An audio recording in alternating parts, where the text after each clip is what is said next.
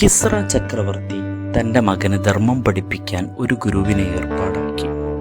ഗുരു കൃത്യമായി കാര്യങ്ങൾ പഠിപ്പിച്ചുകൊണ്ടിരുന്നു. കുഞ്ഞ് നന്നായി പഠിച്ചു മര്യാദ ശീലിച്ചു. എന്നാൽ ഗുരു ഒരു ദിവസം ശിഷ്യനെ അകാരണമായി പ്രഹരിച്ചു.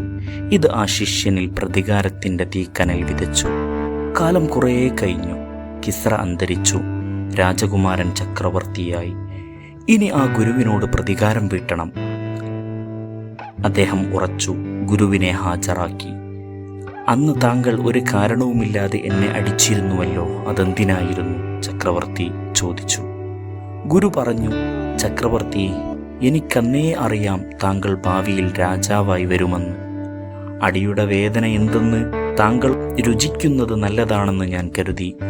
താങ്കൾ ആരെയും ആക്രമിക്കാതിരിക്കാൻ ആ വേദനയെക്കുറിച്ചുള്ള ഓർമ്മ സഹായകരമായിരിക്കുമല്ലോ. കാര്യം ബോധ്യപ്പെട്ട ചക്രവർത്തി അള്ളാഹു താങ്കൾക്ക് നല്ല പ്രതിഫലം നൽകട്ടെ എന്ന് പ്രാർത്ഥിച്ചു. കൈനിറയെ സമ്മാനവും നൽകി ഗുരുവിനെ ആദരിച്ച് തിരിച്ചയച്ചു.